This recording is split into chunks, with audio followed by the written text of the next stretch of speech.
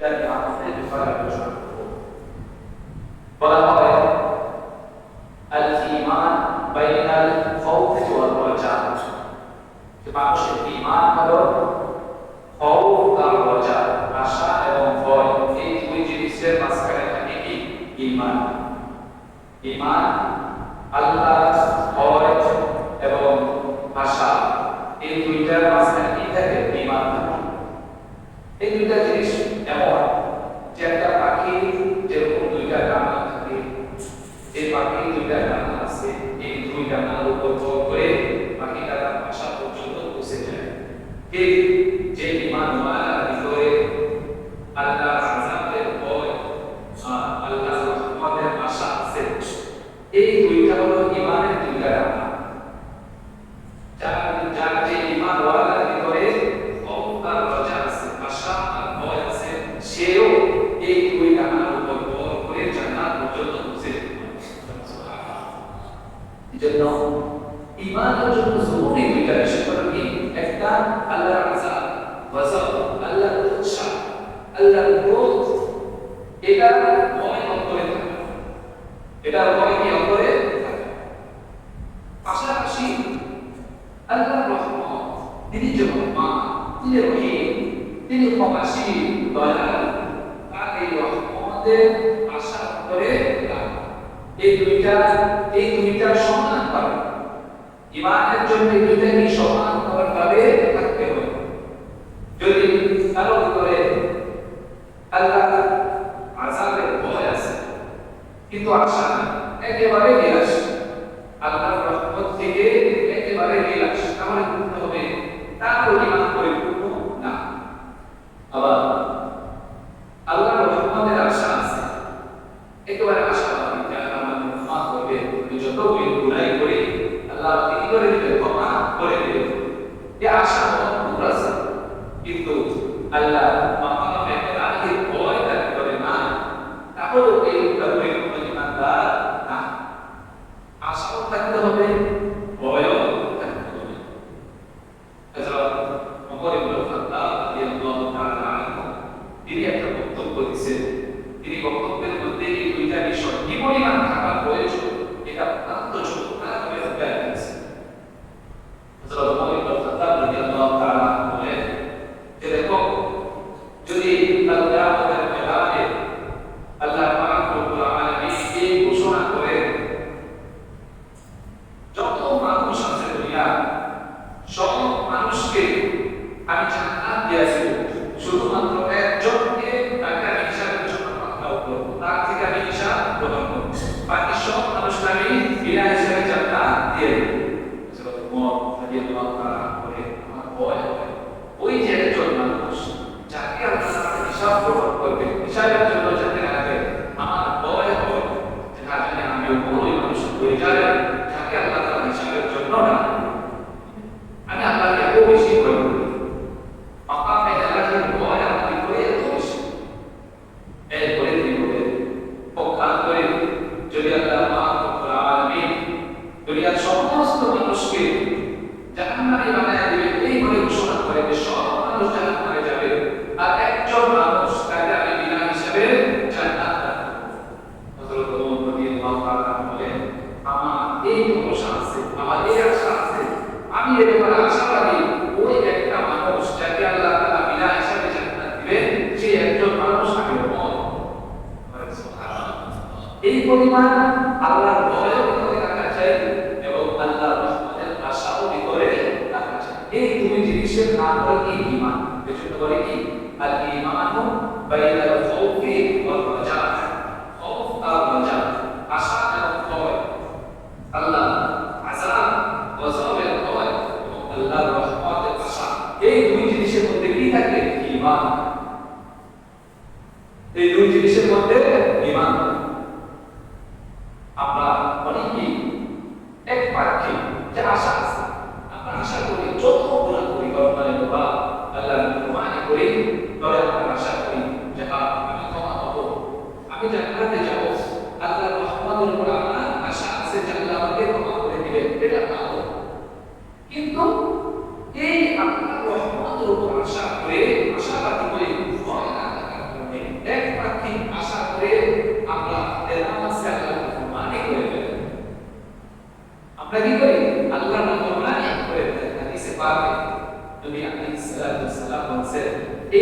দুনিয়া সব থেকে নির্ভর যে আল্লাহ রহমতের আশা করে, কিন্তু সে কাপড় করে না, গুনাহ ছেড়ে দেয়, আল্লাহ নাফরমানি করে, আশাও করে যে আমি কি ক্ষমা পাবো, এই আশাও করে, এই লোকটা দুনিয়া সব থেকে নির্ভর।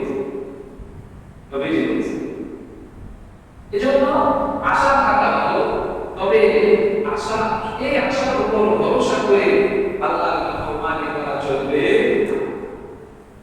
আমরা অনেক সময় সন্দেহার যে জিনিসগুলো সন্দেহ আছে, আমরা বলি যে আল্লাহ মাফ করার পারি করে কি বলে, অনেক মানুষ আছে আমরা যখন নামাজে দাঁড়াই তখন আমার সূরাটা সুন্দর, বেলাটা সুন্দর, আমরা নামাজ পড়তেছি, এই যে বেলাটা শুদ্ধ করার প্রয়োজন, যদি জিজ্ঞেস করি বাবা আপনার বেলাটা শুদ্ধ করে নাই, বলে নামাজ কবুল করার মালিক কে? আল্লাহ। কবুল করার মালিক মানে কোথায়টা দেন দিলেন, এই চিত্র আপনাদের সমাজে আছে কি নাই? আছে। আল্লাহ রহমতের উপর আশা করে, কিন্তু করণীয় কি এটা করতে রাজি না। যখন একটা খানা সামনে আসে, হালাল হারাম, এটা যখন প্রশ্ন যখন দাঁড়ায়, ওই কে মাফ করার মালিক আল্লাহ। এই শ্রেণীর লোক আছে না?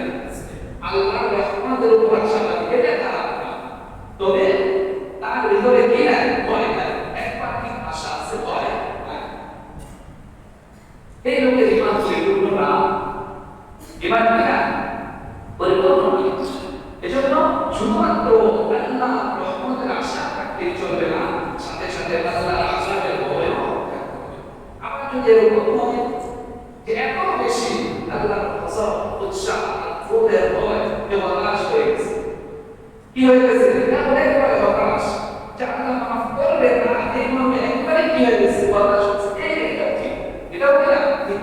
আল্লাহ বলেছেন লা তাকালাতু বিরহমাতিল্লাহ, আল্লাহর রহমতে তুমি নিরাশ হয়ে যাবে।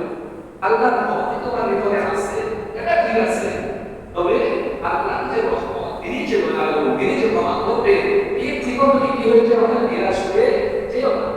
অর্থাৎ সমান্তরালভাবে ইমানের জন্য জরুরি হলো সমান্তরালভাবে আশাও থাকবে, আবার ভয়ও থাকবে। রহমতের আশাও থাকবে, মাকামে ইলাহির ভয়ও থাকবে। যদিও আমরা আল্লাহ যে রাজাটাকে আমরা নিয়ামত মনে করি, কিন্তু আল্লাহর ভয় এটা হচ্ছে কলিজার মধ্যে, অন্তরের মধ্যে হাসিল করা, এটাও যে আল্লাহর নিয়ামত, এটাকে আমরা নিয়ামত মনে করি। কি বলে আশা, এটাকে মনে করি যে আমার আশা আছে, আমি ক্ষমা পাবো, এটা আল্লাহর নিয়ামত। কিন্তু আল্লাহর ভয় এটাও যে একটা নিয়ামত, এটাকে আমরা কি করি না, নিয়ামত মনে করি না। অথচ নবী পাক সাল্লাল্লাহু আলাইহি ওয়াসাল্লাম দোয়া শিখিয়েছেন, দোয়া নবী বলেন আল্লাহুম্মা ইন্নী আসআলুকা মিন খাশিয়াতি মা তাকুলু বিহি বাইনি ওয়া বাইনা মাসিয়াতি ওয়া সুবহান। এই দোয়াটা আমি একবার আপনাদের পড়ে, সকলে দোয়া একবার পড়েন, আল্লাহুম্মা ইন্নী আসআলুকা মিন খাশিয়াতি মা তাকুলু বিহি বাইনি ওয়া বাইনা মাসিয়াতি। অত্যন্ত চমৎকার। আমি তর্জমাটা আপনাদের শোনাই। নবীজি বলেন আল্লাহুম্মা, হে আল্লাহ, ইন্নী আসআলুকা মিন খাশিয়াতিক, আমি আপনার কাছে আপনার ভয় কামনা করি, মা তাকুলু বিহি, যে ভয়টা প্রতিবন্ধক হবে, যে ভয়টা কি হবে, প্রতিবন্ধক হবে, বাইনি ওয়া বাইনা মাসিয়াতিক, আমার এবং আপনার নাফরমানি, এই দুইটার মাঝখানে কি হবে, প্রাচীর হবে, প্রতিবন্ধক হবে। অর্থাৎ আপনার ভয় যদি আমার অন্তরে হাসিল হয়ে যায়, তাহলে এই ভয়ের কারণে আমি গুনাহ থেকে বেঁচে থাকতে পারবো, আপনার নাফরমানি থেকে আমি কি করতে পারবো, বেঁচে থাকতে পারবো। অত্যন্ত চমৎকার দোয়া তিনি নিজে করছেন, উম্মতকে শিখিয়েছেন। এজন্য আল্লাহর ভয়, এটাও কি আল্লাহ তাআলা অত্যন্ত বড় একটি আমল, যার ভিতরে মাকামে ইলাহি, আল্লাহর খৌফ তথা আল্লাহর ভয় থাকবে, সেই যাবতীয় অন্যায় করা আল্লাহর নাফরমানি থেকে বেঁচে থাকতে পারবে। বলেন সুবহানাল্লাহ। দেখেন একটা কথা মনে রাখবেন, একটা হচ্ছে খৌফ, আরেকটা হচ্ছে হুজুর। খৌফ বলা হয় বাহ্যিক ভয়, আরেকটা শব্দ হচ্ছে হুজুর, অর্থাৎ অন্তরের বিষণ্ণতা, শোক। এটা কি অন্তরের বিষণ্ণতা। পায় তখন তার খাওয়া দাওয়া কমে যায়। যেমন যে মা তার সন্তান হারায় ফেলছে, মা মরা সন্তান, সে অনেক দিন পর্যন্ত খাবার দাবার খায়নি, কারণ তার রক্ত সুগার ছোট, সে খাবার দাবার অনেক দিন পর্যন্ত ছুঁয়েও দেখে না। তখন ব্যবসায়ী আছে, যিনি ব্যবসায় ক্ষতিগ্রস্ত হয়েছে, অনেক টাকা পয়সা জাতি হয়েছে, ব্যবসায় ক্ষতি হয়েছে, লস হয়েছে, তার সামনে খানা দানা থাকলেও খানা দানা আগ্রহ থাকে, কারণ তার অন্তর কি বিষণ্ণ, সে শুকানো শুকানো। যে সমস্ত ছেলেমেয়েরা পরীক্ষা দেয়, পরীক্ষায় যারা ভালো ফলাফল করতে পারে না, অকৃতকার জন্য এদের সামনে যতই ভালো খানা দানা দিবে, যারা কি করতে চায়, খানা দানা দিতে চায়, কারণ কি তার অন্তরে সুখ বোধ করছে, বিষণ্ণতা তার অন্তরে ভয় করছে। প্রকাশ করে যা হৃদয়ে, যা অন্তরে আল্লাহর খৌফ তথা আল্লাহর ভয় তার ঢুকে যায়, তার অন্যায় গুনাহ আল্লাহর নাফরমানি করাটাও কমে যায়। যেমন ফাঁসির আদেশ হওয়া আসামি, যার ব্যাপারে রায় হয়ে গেছে, তার কি হবে, ফাঁসি হবে, কঠোর সেরেমনি দিয়েছে, এরকম লোক যে কোনো মুহূর্তে তার ফাঁসি হয়ে যেতে পারে। এই লোকটা কখনো অপরাধ করার কথা চিন্তা করছে, সে চিন্তা করবে না যে আমি একটা অপরাধ করি, এটা কখনো তার মাথায় আসবে না। কারণ কি সব সময় তাকে একটা চিন্তা তাকে তাকায় বেড়ায়, যে কোনো সময় ওনার গলায় ফাঁসির দড়ি কি উঠে যেতে পারে, যে কোনো সময় ওনার গলায় ফাঁসির দড়ি উঠে যেতে পারে। এই যে তার ভয়, এই ভয় যখন তাকে আচ্ছন্ন করে ফেলে, তখন সে অপরাধ করার কথা চিন্তাও করে, তার মাথায়ও আসে। ঠিক কোনো মুমিনের বলবে যখন আল্লাহর খৌফ মাকামে রাহি, আল্লাহর সামনে আমাকে দাঁড়াতে হবে, এই ভয় যখন তার উপরে ঢুকে যাবে, তখন সে আল্লাহর নাফরমানির কথা তার কল্পনায় আসবে, তার কল্পনায় আসবে। এজন্য আশার পাশাপাশি রাজার পাশাপাশি খৌফ, আল্লাহর ভয়, এটাও কি অন্তরের মধ্যে আছে, আল্লাহর ভয় কি অন্তরে আছে। ইমাম বাযারি রাহমাতুল্লাহ আলাইহি অত্যন্ত চমৎকার ভাবে বলেছেন, এই যে ভয় এবং আশা, এই দুইটা অন্তরের মধ্যে কোনটা বেশি থাকে। ইমাম বাযারি রাহমাতুল্লাহ আলাইহি বলেন, মানুষের যখন যৌবনকাল চলে, যৌবনকাল, তখন তার অন্তরে আল্লাহর ভয়, খৌফটা বেশি থাকে। কেন? যৌবনকাল এটা হলো অন্যায় অপরাধ করার মৌসুম, এটা কি অপরাধ করার মৌসুম। যৌবনের কারণে গায়ে শক্তি আছে, যৌবনের কারণে সে কি করে, আল্লাহর নাফরমানি করে, গায়ে শক্তি দিয়া আল্লাহর নাফরমানি করাটা সহজ। তখন গুনাহ করলে এটা তার কাছে মজাও লাগে। কি বলে, যুবক বয়সে তার গুনাহ করার ক্ষমতাও আছে, গুনাহ করার ক্ষমতাও আছে, গায়ে শক্তি আছে, যে কোনো সময় যে কোনো মানুষের উপর সে জুলুম নির্যাতন করতে পারে, একজন মানুষকে অন্যায় করে সে আঘাত করতে পারে, কারণ এখন টকটকে যুবক, তার রক্ত গরম, গায়ে শক্তি আছে, যে কোনো সময় একটা মানুষের উপর কি করতে পারে, সে আঘাত করতে পারে, অন্যায় বা আক্রমণ করতে পারে। এই জন্য ইমাম বাযারি রাহমাতুল্লাহ আলাইহি বলেন যে এই যৌবনের বয়সে যখন সে যুবক থাকে, তখন অন্তরে আল্লাহর ভয় বেশি রাখা প্রয়োজন। যদি আল্লাহর ভয় থাকে, তখন তার নফসটা থাকবে দুর্বল, যদিও তার শরীরটি সবল, তার নফসটা থাকবে দুর্বল, আল্লাহর ভয়ে ভীত প্রকৃত। যদি নফস দুর্বল থাকে, তখন তার দ্বারা নাফরমানি কম হবে, তার দ্বারা নাফরমানি কম হবে। প্রকাশ করে মানুষের যখন বৃদ্ধকাল চলে আসে, বৃদ্ধ বয়স, তখন তার অন্তরে বেশি বেশি আল্লাহর রহমতের উপর আশা করা যায়। যখন মানুষ বয়স যখন হয়ে যায়, তখন এরকম এক সময় আছে চাইলেও সে গুনাহ করতে পারে। কি বলে, অনেক মুরব্বী আছে, যখন এলাকায় আছে পুরো এলাকা, যখন চোখ দিয়ে কোনো নারীর দিকে তাকে তখন মজা লাগতো। কি বলে, এখন বয়স হয়ে গেছে, এখন তাকাইলে লাগে মজা লাগে না। কি বলে, গায়ে যতদিন শক্তি ছিল, ততদিন পর্যন্ত সে চাইলে মানুষের উপর নির্যাতন করতে পারত, জুলুম করতে চাইত। এখন সে নিজেই দাঁড়াতে পারে, তাকে দুজন ধরে এরপরে দাঁড়াতে পারে, সে অন্যের উপর জুলুম কিভাবে করবে? গুনাহ করার ক্ষমতা এখন নাই। ইবাদত করতে গিয়েও আগের মতো করা যায় না। যতদিন গায়ে শক্তি ছিল, যত সুন্দর করে রুকুটা করতে পারত, যত সুন্দর করে সিজদাটা করতে পারত, এখন বয়স হয়ে গেছে, রুকুটা আগের মতো সুন্দর হয় না, সিজদাটা কি আগের মতো সুন্দর হয় না। যতদিন গায়ে শক্তি ছিল সকালবেলা গোসল করলে এই ওযু দিয়ে আশা নামাজ পর্যন্ত পড়তে পারতো, এই ক্ষমতা ছিল ওযু করে রাখা। এখন যখন বয়স হয়ে গেছে, যখন বৃদ্ধ হয়ে গেছে, এখন ওযু আছে না গেছে এই ব্যাপারে ধ্যান দিলো না, দাঁড়িয়েছে দাঁড়ানোর সাথে সাথে ওযু চলে গেছে, আর কোনো পায় বুঝ নাই, কি বলে অর্থাৎ গুনাহ করার শক্তি নাই।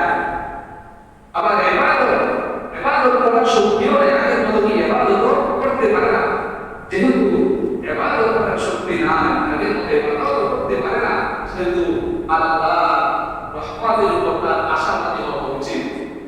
কি বলে আল্লাহ রহমতের উপর আশাবাদী, যে বেশি বেশি তারপরে আল্লাহর প্রতি আশা, যে আল্লাহ আমি আগের মতো ইবাদত বন্দেগী করতে পারি না, তবে আমার আশা আছে আল্লাহ তাআলা আমাকে কি করবেন, ক্ষমা করবেন। এজন্য ইমাম গাজ্জালী রাহমাতুল্লাহি আলাইহি এক নম্বরে বললেন যে মানুষের যখন যোগ্যতা, তখন তার অন্তরে খৌফ তথা আল্লাহর ভয় বেশি থাকা চাই। আর যখন বৃদ্ধকাল চলে আসে, গুনাহ করার মতো ক্ষমতাও তার নাই, তখন আল্লাহর রহমতের উপর আশাবাদী হওয়া চাই। এরপর ইমাম গাজ্জালী রাহমাতুল্লাহি আলাইহি বলেন যে মানুষ যখন সুখের সময়টাকে সুখ আনন্দ উল্লাস ফুর্তিতে থাকে, তখন তার অন্তরে আল্লাহর ভয় বেশি থাকে। কারণ মানুষ যখন আনন্দিত হয়, যখন খুশি থাকে, পরিবার পরিজন স্ত্রী পুত্র মা বাবা সবাইকে নিয়ে খুব ভালো সময় কাটতেছে, কোনো দুঃখ নাই কষ্ট নাই, এই যে আনন্দ, এই যে ফুর্তি, আনন্দ ফুর্তি করতে গিয়ে আল্লাহ তাআলা নাফরমানি হয়ে যাওয়ার সম্ভাবনা আছে। কি বলে মানুষ যখন কষ্টের মধ্যে থাকে, তখন যত আল্লাহ নাফরমানি করে, বরং যখন সুখে থাকে, ভালো থাকে, তখন আল্লাহ নাফরমানি বেশি করে। কি বলে আনন্দে আত্মহারা হয়ে আল্লাহ নাফরমানি এমন এক কথা বলছে, এমন এক কাজ করছে, যার দ্বারা আল্লাহ সন্তুষ্ট হয়ে গেছে, তার কেন, কারণ সে তো সুখী আছে, আনন্দের মধ্যে আছে। যদি ইমাম গাজ্জালী রাহমাতুল্লাহি আলাইহি বলেন, যখন তোমরা সুখে থাকবা, যখন আনন্দের মধ্যে থাকবা, তখন আল্লাহর ভয় কি থাকবে, বেশি থাকবে, বেশি রাখা যায়। তখন এটা সবসময় থাকবে যে আল্লাহ আযাবের ভয়, আল্লাহ গজবের ভয়, আল্লাহ ক্রোধের ভয় করে বেশি। আবার যখন তুমি দুঃখের মধ্যে থাকবা, কষ্টের মধ্যে থাকবা, তখন আল্লাহর রহমতের আশা বেশি বেশি করবা।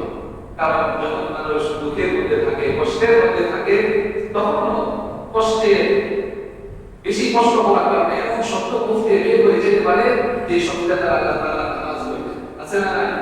অনেক মা এরকম আছে, সন্তান যখন হয়ে গেছে, বাবা তার সন্তানটা মারা গেছে, আল্লাহর বিরুদ্ধে অভিযোগ পর্যন্ত করে বসে আছে না নাই? এত অসুস্থতা, হতাশ হয়ে আল্লাহর উপর অভিযোগ করে ফেলেছে, আল্লাহকে আমাদের জানার মধ্যে দেখেন আছে না? এজন্য কষ্টের মধ্যে থাকলে আল্লাহ এমন শব্দ মুখ দিয়ে বের হয়ে যাওয়ার সম্ভাবনা আছে, যা দ্বারা আল্লাহ কি হয়ে যায়, নারাজ হয়ে যায়, যা দ্বারা আল্লাহ তাআলা নারাজ হয়ে যায়। এজন্য আল্লাহর উপর আশা রাখা চাই, আল্লাহর উপর ভরসা রাখা চাই যে এই কষ্ট, এই দুঃখকালীন সময় আমার বেশি দিন থাকবে না, অচিরেই আল্লাহ রাব্বুল আলামিন আমাকে আবার আমার সুখের সময় ফিরিয়ে দেবেন, এই আশা আল্লাহর উপর রাখা চাই। এরপরে ইমাম গাজ্জালী রাহমাতুল্লাহি আলাইহি বলেন যে মানুষ যখন সুস্থ থাকে, এই সুস্থ অবস্থায় তার অন্তরে আল্লাহর ভয় বেশি থাকা চায়। আবার যখন সে অসুস্থ হয়ে যায়, এই অসুস্থ অবস্থায় আল্লাহর উপর আশা, আল্লাহর রহমতের উপর আশা তাকে বেশি হওয়া চায়। এই জন্য তিনটা কথা বললাম। এক নম্বর যৌবন বয়সে, এক নম্বর কি যৌবন বয়সে গুনাহ করার ক্ষমতা, নাফরমানি করার ক্ষমতা যতদিন গায়ে আছে, ততদিন পর্যন্ত আল্লাহর খৌফ বা আল্লাহর ভয় করে বেশি থাকা চাই। কি বলে এরপরে যখন শরীর যত নিস্তেজ হয়ে যায়, গুনাহ করার ক্ষমতাও নাই, বৃদ্ধ বয়স চলে আসছে, তখন আল্লাহ রাজা তথা আল্লাহর রহমতের উপর আশাবাদী হওয়া চাই।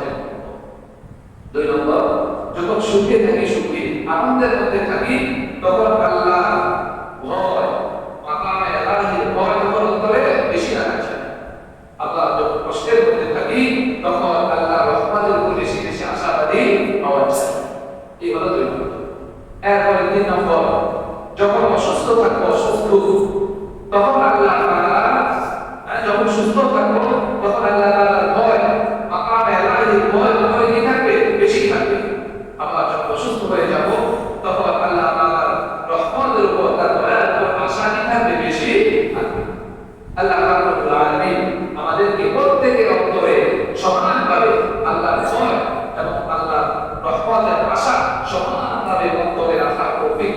সকলে বলুন দেখেন এই যে গোটা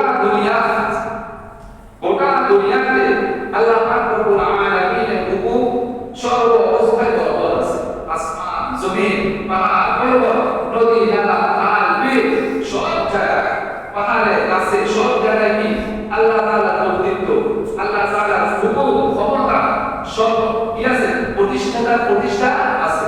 একমাত্র মানুষ ছাড়া, কি বললাম? একমাত্র মানুষ ছাড়া আসমান জমিনে আল্লাহর কর্তৃত্ব শতবার প্রতিষ্ঠিত আছে। কোন গাছের একটা পাতাও গাছ থেকে নিচে পড়ে না যে না আল্লাহ তাআলার ক্ষমতার সাথে ব্যাপারে আল্লাহ তাআলা খবর রাখেন না। কোরআনে আল্লাহ বলেন মা তাসবুতু মিন ওয়ারাকাতিন ইল্লা ইয়া'লামুহা, একটা গাছের পাতা এটাও ছিঁড়ে জমিনে পড়বে না যে ব্যাপারে আল্লাহ জানেন না। যদি কোথাও কোনো এক পাহাড় পর্বতের চূড়ায় একটা ছোট্ট গাছের পাতাও ছিঁড়ে পড়ে, সেটাও কি কার ইশারায়? আল্লাহর ইশারায়। কার হুকুমে? আল্লাহর হুকুমে। আসমানে যা কিছু ঘটবে সব কার হুকুমে? আল্লাহর হুকুমে। তাহলে লাশ-শামসু ইয়ানবাগী লাহা আন তুদরিকা আল-কামার ওয়া লাল-লাইলু সাবিকু আন-নাহার। লাশ-শামসু ইয়ানবাগী লাহা, সূর্যের জন্য কখনোই এটা শোভনীয় নয়, তার এই ক্ষমতা নাই, সে পারবে না। আন তুদরিকা আল-কামার, সে তার কক্ষপথ এটাকে অতিক্রম করে চন্দ্রকে গিয়ে ধরে ফেলবে। সূর্যের ক্ষমতা নাই। ওয়ালাল-লাইলু সাবিকু আন-নাহার, রাতের ক্ষমতা নাই যে রাত সে দিনের অগ্রভাগে চলে যাবে। রাতের বিনা এই ক্ষমতা না, এগুলো পরিচালনার মালিক কে? আল্লাহ। যেভাবে খুশি তিনি যেভাবে ইচ্ছা সেভাবে এইভাবে পরিচালনা করবেন। যত মাখলুক আছে সমস্ত মাখলুক তার নিজ নিজ ভাষায় আল্লাহ পাক রব্বুল আলামিনের তাসবিহাত পাঠ করতে থাকবে। আল্লাহ তাদেরকে কামের মধ্যে রাখা আছে। ইউসাব্বিহু লিল্লাহি মা ফিস সামাওয়াতি ওয়া মা ফিল আরদ, আসমান জমিনে যা কিছু আছে সবাই কি করতেছে? আল্লাহর তাসবিহাত আদায় করতেছে। যদিও আমরা দেখি বিভিন্ন পশু পাখি তার মতো করে থাকে, কিন্তু এটা আল্লাহর মতো থাকে না। এই তার জবান দিয়ে সে কাকে রাখে? আল্লাহকে রাখে। তার জবান দিয়ে কাকে রাখে? আল্লাহকে রাখে। এমন ফেরেশতা আছে আল্লাহ পাক রব্বুল আলামিন বানায় রাখছেন, সৃষ্টির শুরু থেকে নিয়ে আল্লাহ তাআলা কুদরতি পায়ে সিজদা দিয়ে আছে, কিয়ামত পর্যন্ত আল্লাহ কুদরতি পায়ে সিজদা দিয়ে এক মুহূর্তের জন্য সিজদা থেকে মাথা উঠানোর ক্ষমতা তার নাই। এমন ফেরেশতা আছে সৃষ্টির শুরু থেকে আল্লাহ পাক রব্বুল আলামিনের কুদরতের সামনে রুকু অবস্থায় আছে, কিয়ামত পর্যন্ত এই রুকু অবস্থায় থাকবে। মাথা সোজা করার কোনো ক্ষমতা তার নাই।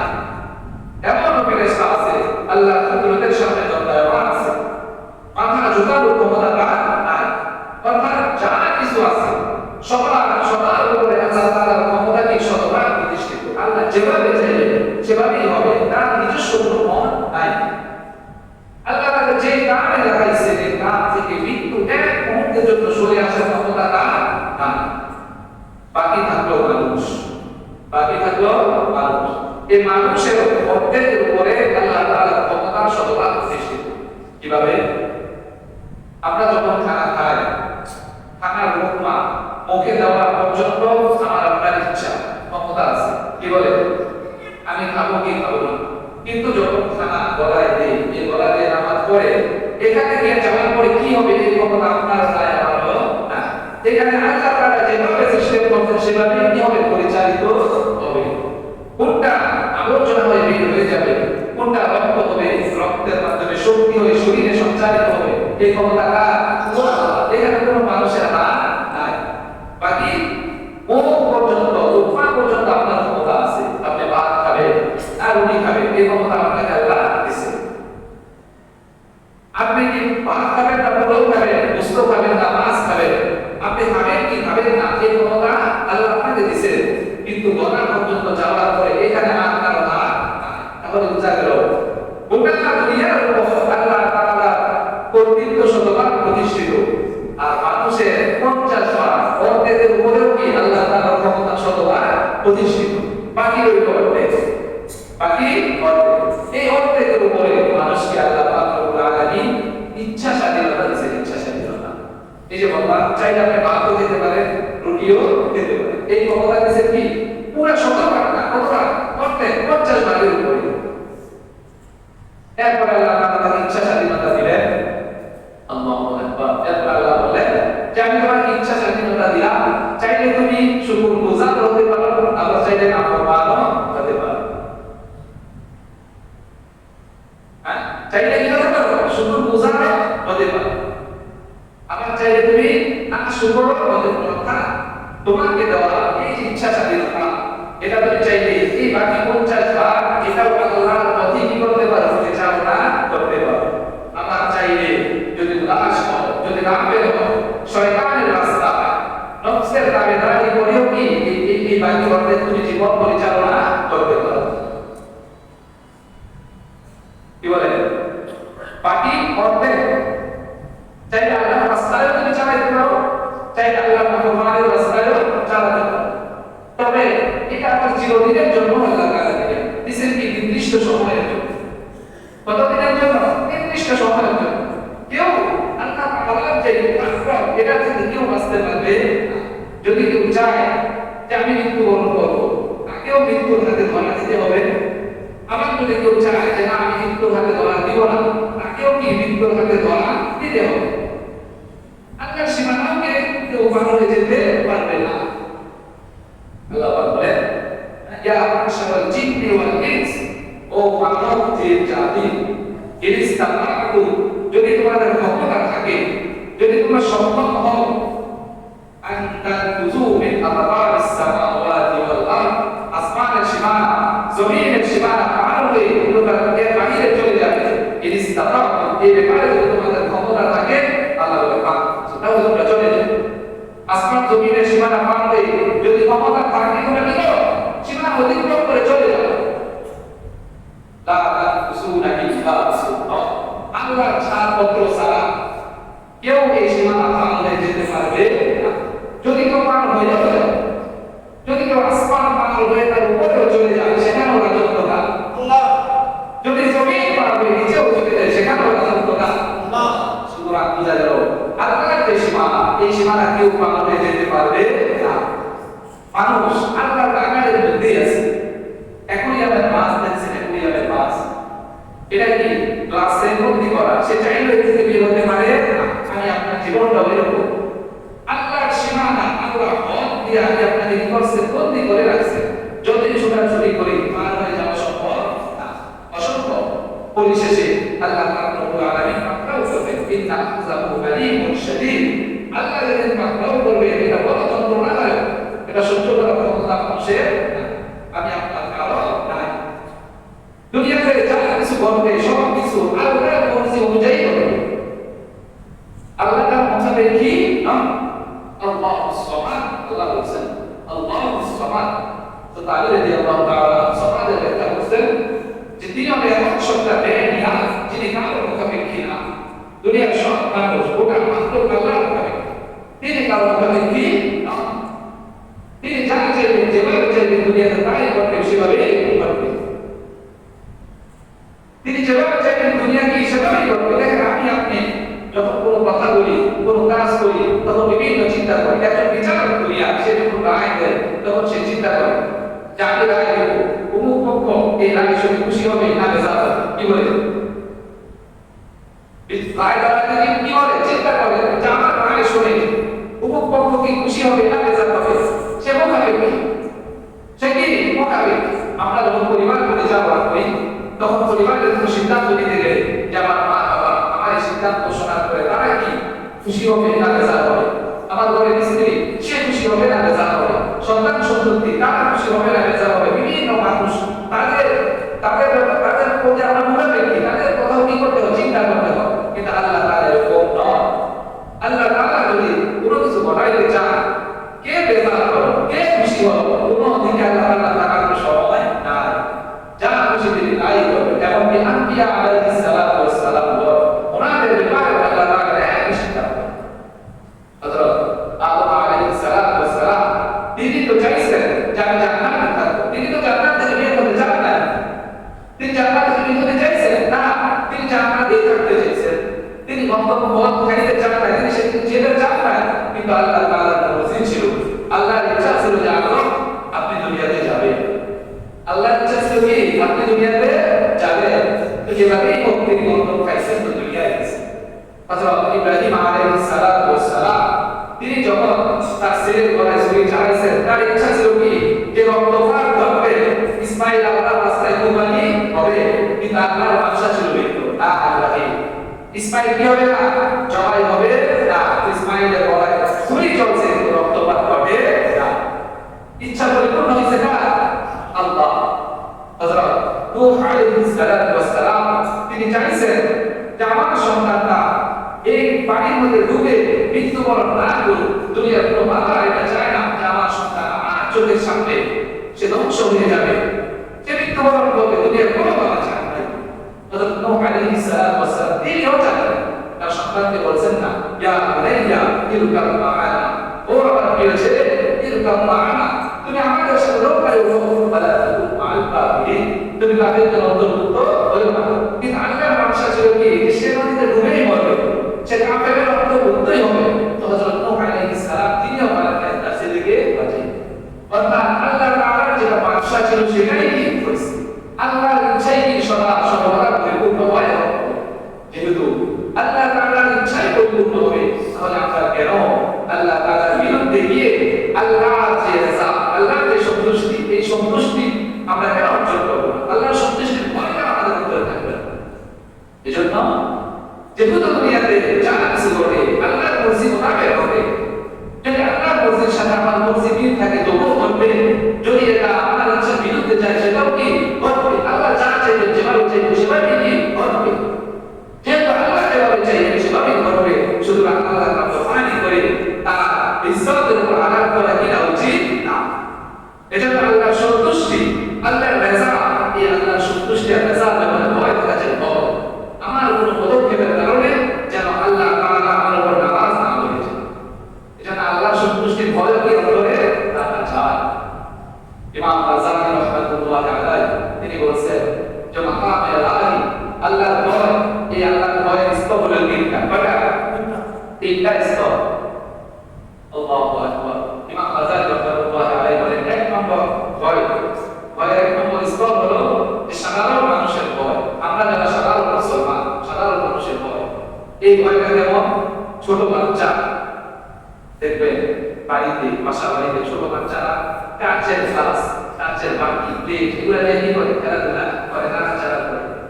এই নাড়াচাড়া করতে গিয়ে যখন একটা গ্লাস, একটা প্লেট ভেঙে যায় তখন সে ভয় পায় যে আমার মা যদি এটা জানতে পারে আমাকে কি করবে, কান্নাও করবে।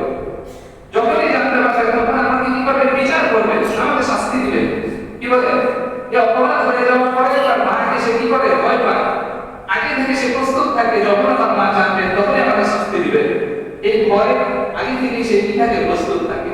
সাধারণ মানুষের ভয় হবে যখন আল্লাহর কোনো নাফরমানি হয়ে যায়, আল্লাহর কোনো হুকুমের লঙ্ঘন যখন হয়ে যায়, তখন সে ভীত সন্ত্রস্ত হয় যে না, আল্লাহ একটা আদেশ আমার দ্বারা কি হয়ে গেছে, লঙ্ঘন হয়ে গেছে। আল্লাহর একটা আদেশ আমার দ্বারা লঙ্ঘন হয়ে গেছে, সুতরাং আল্লাহর সামনে আমাকে দাঁড়াতে হবে, এটার জন্য জবাবদিহি করতে হবে, শাস্তি দিতে হবে। এই এক নম্বর স্তর ভয়। যখন কোনো অপরাধ হয়ে যায় তখন আল্লাহর কাছে জবাবদিহিতার ভয়টা কি করে আদায় হয়, এবং আগে থেকে প্রস্তুত থাকে যে আমার কি এটার জন্য হিসাব দিতে হবে আল্লাহর সামনে দাঁড়িয়ে। দুই নম্বর মুহসিনের ভয়, মুহসিন যারা সৎ কর্ম করে তাদের ভয়। তারা আল্লাহর ইবাদত বন্দেগী করে, ইবাদত বন্দেগী করার পরেও তারা আশঙ্কায় থাকে যে আমি যে ইবাদত করলাম এই ইবাদতটা এটা কি আল্লাহ তাআলার শান অনুযায়ী হয়েছে, যেভাবে ইবাদত করার প্রয়োজন ছিল, ইবাদতের মান নাকি সেই অনুযায়ী হয়েছে কিনা, এই ব্যাপারে ইবাদত আল্লাহ তাআলা কবুল করবেন কিনা, এই ব্যাপারে তারা কি থাকে, শঙ্কিত থাকে। তারা গুনাহ তো করেই না, বরং ইবাদত করার পরেও কি তারা কি থাকে, শঙ্কিত থাকে যে আমার ইবাদতটা আল্লাহ তাআলার শান অনুযায়ী হয়েছে কিনা, এই ব্যাপারে তারা কি থাকে, শঙ্কিত থাকে। আল্লাহু আকবার। ইমাম আযম আবু হানিফা রাহমাতুল্লাহি আলাইহি ওনার ব্যাপারে বর্ণিত আছে 40 বছর পর্যন্ত এশা ওয়া সুবহির ফজরের নামাজ পড়ছেন। কয় বছর? 40 বছর বছর পর্যন্ত এশার মতো দিয়া হলো নামাজ সারা রাত ইবাদত বন্দেগীতে কাটাইছে। এরপরে ইমাম আবু হানিফা রাহমাতুল্লাহ আলাইহি তিনি যখন হারামাইন শরীফের জিয়ারতে গেছেন সেখানে মাকাম ইব্রাহিমের উপর দাঁড়াইয়া 2 রাকাত নামাজ পড়ছেন। 2 রাকাত নামাজে পূর্ণ এক খতম কোরআন পড়ছেন। সুবহানাল্লাহ। পূর্ণ এক খতম কোরআন কয় রাকাতে? 2 রাকাত নামাজে পড়ছেন। এরপরে যখন আল্লাহর কাছে দোয়া করার জন্য হাত তুলছেন তখন বলছেন, আয় আল্লাহ, যেভাবে আপনার ইবাদত করা আমার জন্য কর্তব্য ছিল আমি সেভাবে ইবাদত করতে পারি নাই। মা আবাদানাকা হাক্কা ইবাদাতি ওয়া মা আরাফনাকা হাক্কা মারিফাতি। আয় মালিক, যেভাবে আপনার ইবাদত করার প্রয়োজন ছিল আমি সেভাবে আপনার ইবাদত করতে পারি না। তিনি ভয়ে ছিলেন যে হায় আমার ইবাদত থেকে আল্লাহ তাআলা কবুল করবে। যে মানের ইবাদত করার প্রয়োজন ছিল সেই মানের ইবাদতকে আমি করতে পারছি এ ব্যাপারে তিনি কি ছিলেন? শঙ্কিত ছিলেন। আল্লাহু আকবার। আমাদের আলেম বুজুর্গানে দিন ওনাদের ইতিহাসেও পড়ি সারা রাত আল্লাহর ইবাদত বন্দেগী করতেন আর শেষ রাতে গিয়ে আল্লাহর কাছে কি চাইতেন? ক্ষমা চাইতেন। ক্ষমা কেন? গুনাহের জন্য না। আয় আল্লাহ, যেভাবে আপনার ইবাদত করার প্রয়োজন ছিল সেভাবে কি করতে পারেন? ইবাদত করতে পারেন। এই শ্রেণীর মানুষ যারা তাদের প্রশংসা কোরআনে বলছেন তারা কলিলাম মিনাল লাইলি মা ইয়াহজাউন, তারা রাতে খুব অল্প সময় ঘুমায়। রাতের বিশাল একটা অংশ, বেশিরভাগ অংশ তারা আল্লাহর ইবাদত বন্দেগীতে কাটায় দেয়। ওয়া বিল আসহারি ইস্তাগফিরুন, আবার শেষ রাত যখন হয় তখন আল্লাহর কাছে তারা কি করে? তওবা ইস্তিগফার করে, ক্ষমা প্রার্থনা করে। আমাদের আকালি বুজুর্গানে দিয়ে ওনারা সারা রাত ইবাদত করার পরে শেষ রাতে এমন ভাবে কাটাকাটি করতেন যেন মনে হয় যে শুরু রাত এই রাত এমন গুনাহে কাটাইছে, গুনাহের মধ্যে যাচ্ছে, এজন্য তারা শেষ রাতে গিয়ে কি করে? আল্লাহর কাছে ক্ষমা প্রার্থনা করে। এমন ভাবে আর আমাদের অবস্থা, আমরা সারা রাত নাফরমানি করার পরে শেষ রাতে এমন ভাবে ঘুমাই, আমাদের ভাব সারা ঘুমের অবস্থা দেখলে মনে হয় যে জান্নাত আমার জন্য দাঁড়িয়ে করে দিয়েছে। কি বলে? অথচ তারা কি সারা রাত ইবাদত করার পরে শেষ রাতে আল্লাহর কাছে এমন ভাবে কান্না করছে যেন মনে হয় যে আপনি কি করছে? বড় কোনো গুনাহ করছে। আল্লাহু আকবার। এজন্য তারা তাদের ইবাদতের মান, ইবাদতকে আল্লাহ তাআলার শান অনুযায়ী করেছে কিনা এই ব্যাপারে তারা কি শঙ্কিত থাকতে। দেখেন আল্লাহ পাক রব্বুল আলামিন মানুষের ইবাদতের মান যাচাই করবেন। মান ইবাদতকার কত বেশি এটা করবেন না, যাচাই করবেন। মান ইবাদতের মধ্যে ইখলাস আছে কিনা। দেখবেন আমরা বিশেষ করে এই জমানার মানুষ, আমরা দোকানপাটে গেলে দোকানদারকে বলি যে ভাই আমাকে যাই দাও, ভালো জিনিস দাও, অল্প দাও কিন্তু কি দাও? ভালো জিনিস দাও, দাম একটু বেশি রাখো, খারাপ জিনিস দিও না, ভালো জিনিস আমাকে দাও, পরিমাণ কম দাও, অসুবিধা নেই কিন্তু ভালো না। কি বলে? আল্লাহ পাক রব্বুল আলামিন মানুষের আমল, এই আমলের মান যাচাই করবেন। এটা মান কি হবে? আল্লাহ তাআলা কি করবেন না, এটার সংখ্যা দেখবেন। এক হাদিসে পাকে নবী সাল্লাল্লাহু আলাইহি ওয়াসাল্লাম বলেন, আহাব্বুল আ'মালি ইলাল্লাহি আদওয়াউহা ওয়া ইন ক্বাল্লা। আল্লাহর কাছে আমলটা বেশি প্রিয়। আহাব্বুল আ'মালি ইলাল্লাহি আদওয়াউহা, যে আমলের মধ্যে আল্লাহর কাছে তার অধিকতা আছে। ওয়া ইন ক্বাল্লা, যদি আমলটা কি হয়? পরিমাণে অল্প হয়। যদিও কি হয়? পরিমাণে অল্প হয়। বোঝা যাবে আল্লাহ তাআলা সংখ্যা বিচার করবে না। কোরআনে আল্লাহ বলেছেন না, আহসানা খালাকাল মাউতা ওয়াল হায়াতা লিয়াবলুয়াকুম আইয়ুকুম আহসানু আমালা। হায়াত মউত আমি তোমাদেরকে দিয়েছি লিয়াবলুয়াকুম, যেন তোমাদেরকে পরীক্ষা করতে পারি। আইয়ুকুম আহসানু আমালা, কারা আমল উত্তম। আল্লাহ কিন্তু বলেন না আহসানু আমালা, কারা আমল বেশি। এটা আল্লাহ বলেন আহসান বলছেন, কারা আমল উত্তম এটা বলছেন আল্লাহ। এজন্য আল্লাহ যাচাই করবেন কি? আমলের মান, এটার মধ্যে ইখলাস আছে কি, উলুহিয়াত আছে কি, এই আমলটা একমাত্র আল্লাহর জন্যই হয়েছে। কি বলে? এজন্য আল্লাহ পাক রব্বুল আলামিন কোরআনে কোথাও বলেন নাই যে মানুষের নেকি এগুলো আল্লাহ সংখ্যা হিসেবে গণনা করবে। আল্লাহ বলেছেন আল ওয়াজনু ইয়াওমা ইযিল হক, দাড়ি পাল্লা করবে, দাড়ি পাল্লা পাল্লা দিয়ে মাপবে। যার আমলের মধ্যে যত বেশি উলুহিয়াত থাকবে তার আমল তত ভারী হবে। الوزن يومئذ الحق فمن ثقلت موازينه فهو في عيشة راضية। যার আমলের পাল্লা ভারী হবে কি দিয়া? সংখ্যা দিয়া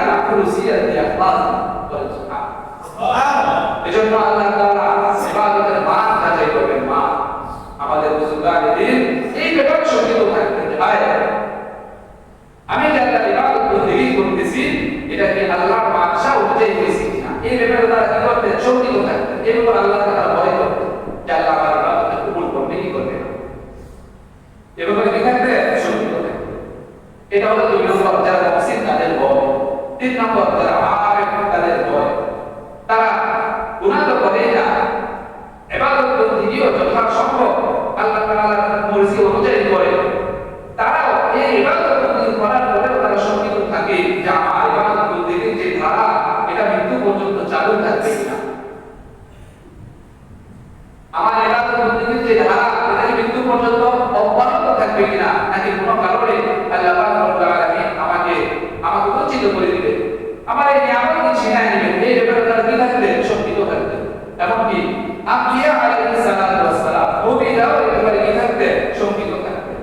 কোরআনের নবীদের বক্তব্য আল্লাহ বলেছেন, মা আদরি মা ইউফআলু বি ওয়ালা বিকুম, মা আদরি মা ইউফআলু বি ওয়ালা বিকুম, আমার জানি না মা ইউফআলু বি, আমার সাথে কি আচরণ করা হবে আখিরে, আমার সাথে কি আচরণ করা হবে এটা আমার জানা নাই, ওয়ালা বিকুম, তোমাদের সাথে কি আচরণ করা হবে এটা আমার কি নাই জানা নাই। ইন আত্তাবিউ ইল্লা মা ইউহা ইলাইহি, আমি শুধু ততটুকু বলি যতটুকু ওহীর মাধ্যমে আল্লাহ আমাকে জানান। নবীরা ব্যাপারে কি থাকতেন, শঙ্কিত থাকতেন যে আমার এই আমলের ধারা, আল্লাহ আমাকে যে নিয়ামত দিয়েছে এই নিয়ামতের ধারা কি মৃত্যু পর্যন্ত বজায় থাকবে কিনা, মানে কোনো কারণে আল্লাহ তাআলা এই নিয়ামত আবার ছিনায় নেবেন। এই ব্যাপারে নবীরাও কি থাকতেন, সর্বদা শঙ্কিত থাকতেন। দেখেন আল্লাহ জালালিয়া এত বেশি, ক্ষুদ্র একটা কারণে আল্লাহ পাক রব্বুল আলামিন গোটা জিন্দেগির আমলকে এক মুহূর্তে প্রত্যাখ্যান করে দিতে পারে। যদি আল্লাহ দেখেন এটা সম্পূর্ণ বৈধ, এটা অন্যায়, এটা কি বৈধ, আল্লাহর শান মান আর মর্যাদা এত বেশি যে আল্লাহর শান মান মর্যাদার সাথে গোটা জীবনের আমল এগুলো আল্লাহ তাআলার শান মান মর্যাদা তোটার বাহিরে না, এগুলো কি থাকে আল্লাহর মর্যাদা তোটার বাহিরে না। এজন্য কারো জন্য এটা উচিত না, ছোট একটা অপরাধ হোক এটাও কি না উচিত না, এটা বাংলার জন্য এটা অপরাধ, এটা বাংলা এই জায়গায় সমস্ত বাংলা আল্লাহর ছোট্ট একটা অপরাধের কারণে যদি কারো আমলকে প্রত্যাখ্যান করে দেয়, এখানে এটা আল্লাহর জন্য এটা অনেক জন না দিচ্ছেন না আল্লাহ তাআলা। ইবলিস হাজার বছর ইবাদত করেছে, এক মুহূর্তে সমস্ত ইবাদত কি করে দিয়েছেন, প্রত্যাখ্যান করে দিয়েছেন, কোনো ইবাদত তার কাজে আসে না। সেই বনি ইসরাঈলের বালআম ইবনে বাউরা কোনো বর্ণনায় বলা হয় 400 বছর আল্লাহ ইবাদত করেছে। কয়শো বছর? 400 বছর আল্লাহ ইবাদত করেছে, এক মুহূর্তে এই 400 বছরের ইবাদত আল্লাহ তাআলা প্রত্যাখ্যান করে দিয়েছে। বলে দাও আবার যদি আল্লাহ তাআলা দয়া মায়া রহমতের সাগরে যদি ঢেউ ফেলে যায় তখন আল্লাহ তাআলা ছোট্ট একটা ভালো কাজের জন্য আল্লাহ তাআলা কি করে দিতে পারে, ক্ষমা করে দিতে পারে। এটাও কিনা অনেক জোর না। এজন্য আল্লাহর মর্যাদার সামনে কোনো একটা ছোট গুনাহ এই কারণে আল্লাহ তাআলা কি করে দিতে পারে, গোটা জিন্দেগির আমল বরবাদ করে দিতে পারে। একটা ঘটনা শোনাই, শাইখুল হাদিস কাতারিয়া রাহমাতুল্লাহি আলাইহি তার কিতাবে কুরআন লিখেন, হযরত আব্দুল্লাহ ইবনে লুসি রাহমাতুল্লাহি আলাইহি একজন বিখ্যাত বুজুর্গ ছিলেন। হযরত শিবলি রাহমাতুল্লাহি আলাইহি উস্তাদ ছিলেন তিনি। আব্দুল্লাহ ইবনে লুসি রাহমাতুল্লাহি আলাইহি তিনি যাইতেছেন একটা খ্রিস্টান অধ্যুষিত এলাকা, যারা কি মুশরিক, এই মুশরিকদের এক অঞ্চল দিয়া যাইতেছে। তো তিনি যখন যাইতেছেন তুমি দেখছেন মানুষ যারা মুশরিক, আল্লাহর সাথে যারা কি করে শিরক করে, তার মনে আমরা বলি নিজের আমলের উপরে কি হওয়া, আত্মপ্রবাদ লাভ করা। এই ছোট একটা অবস্থা, এটা বুক দেওয়া বলে অন্তরের মধ্যে তিনি শুধু এটুকু অন্তরের ধারণা করছেন যে মানুষ কত গর্ব যে এরা কি করে আল্লাহর সাথে শরীক করে, শিরকের গুনাহের সাথে এরা জড়িত। এই যে তার ধারণা, অর্থাৎ তিনি তুচ্ছ জ্ঞান করছেন। এই মানুষগুলাকে কি করছে, ওই অধ্যুষিত এলাকার মানুষগুলাকে একটু তুচ্ছ জ্ঞান করছে। আল্লাহ তাআলা তার এই যে অস্প এটা আল্লাহ তাআলা কিভাবে পছন্দ করেন। আল্লাহ তাআলা সাথে সাথে তার আত্মাকে যত নিয়ামত ছিল হযরত আব্দুল্লাহ ইবনে লুসি রাহমাতুল্লাহ সমস্ত নিয়ামত দিয়ে দিলেন। সাথে সাথে তিনি ওই এলাকার একজন মুশরিক একটা মেয়ে তার প্রতি আকৃষ্ট হয়ে গেছে। এরপর তার ভক্ত মহিলা যারা ছিল তাদের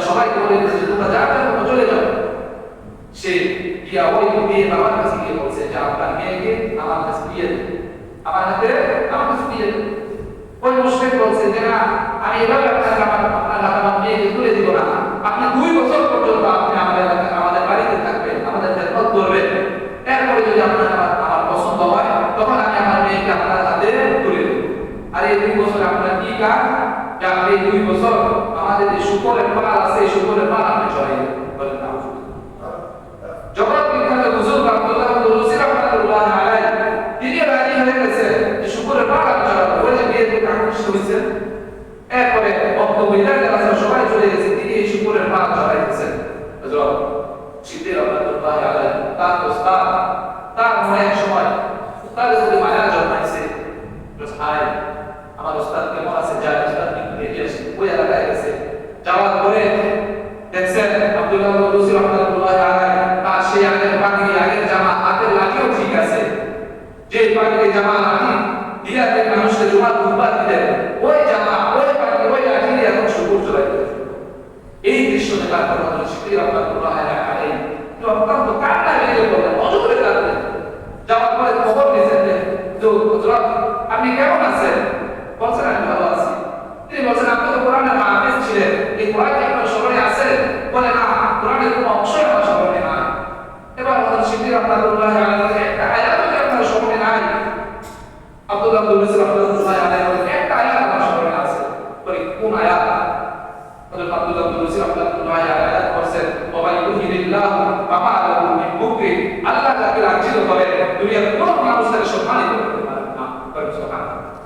এরপর হযরত সিদ্দিক রাহমাতুল্লাহ আলাইহি বলেন, হুজুর হযরত আপনি তো হানাফি হাদিস ছিলেন, অসংখ্য হাদিস আপনার মুখস্থ ছিল, আপনার কোনো হাদিস কি মুখস্থ নাই? বলে একটা হাদিস আমার মুখস্থ আছে। বলে কোন হাদিস? আব্দুল্লাহ ইবনে রুসি রাহমাতুল্লাহ আলাইহি বলেন হাদিসের অংশ বলছে, মান বাদালা দীনাহু ফাকতুলু, যে তার ধর্ম পরিবর্তন করে তাকে হত্যা করো। এই আয়াত আর এই হাদিস শোনার পর হযরত সিদ্দিক রাহমাতুল্লাহ আলাইহি অজরে কান্না করতে লাগলেন। তার মুস্তাদের পরিণতি দেখে তার মহত্ব মিলে গেছে। হযরত সিদ্দিক রাহমাতুল্লাহ আলাইহি এই কান্না দেখে হযরত আব্দুল্লাহ ইবনে রুসি রাহমাতুল্লাহ আলাইহি তার অন্তর কি বিগলিত হয়েছে। তিনি আল্লাহর কাছে কান্না করতে আয় আল্লাহ, আমার তো আমি এটা কখনো কল্পনা করি না যে আমি আপনার নাফরমানি করব, আমি এত বড় নাফরমান হয়ে যাব, তুমি আমার হৃদয়ের মধ্যে সমস্ত আলাপ কেড়ে নেবে, এটা তো আমি কখনো চিন্তা করি না। যখন তিনি নমনীয় হয়েছেন, আল্লাহ তাআলা দয়া রহমত দান করেছে, আল্লাহ তাআলা সমস্ত তার পাওয়ার ওই নিয়ামতকে আবার ফিরে আসছে। বলতেছিলাম যে এই যে তিনি শুধুমাত্র এত বড় আলেমে দ্বীন, হাজার হাজার আলেমে উস্তাদ ছিলেন, হাফিজুল হাদিস ছিলেন আব্দুল্লাহ ইবনে রুসি রাহমাতুল্লাহ আলাইহি, শুধুমাত্র একটা অন্তরে শুধুমাত্র একটু ধারণা মানুষের প্রতি আইছে, যেটা আল্লাহ তাআলা পছন্দ করেন না, আল্লাহ তাআলা সমস্ত হৃদয়ে আলো নিকটে কেড়ে দিয়েছে।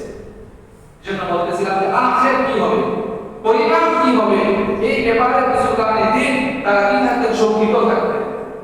যতই আমল, যতই ইলম আমার থাক, এই জন্য নিজের আমল আর ইলমের উপর কি হয়ে যাবে, আত্মসন্তুষ্টি লাভ করা যাবে না। এই ভয় থাকতে হবে যে মৃত্যু পর্যন্ত আমার সাথী সঙ্গী হবে না, আল্লাহ তাআলা এই আমল আমার থেকে ছিড়ায় দিবে। এই ব্যাপারে কি থাকতে হবে, সঙ্গীত থাকতে হবে।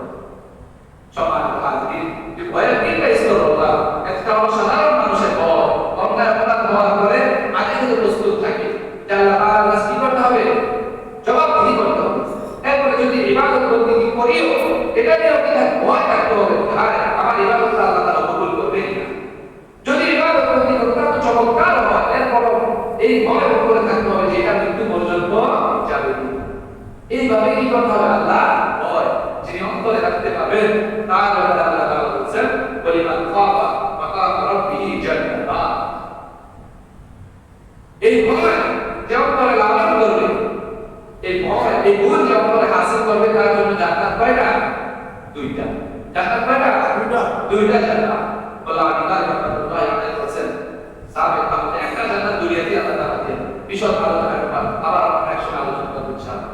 বলতেছিলাম যে আল্লাহ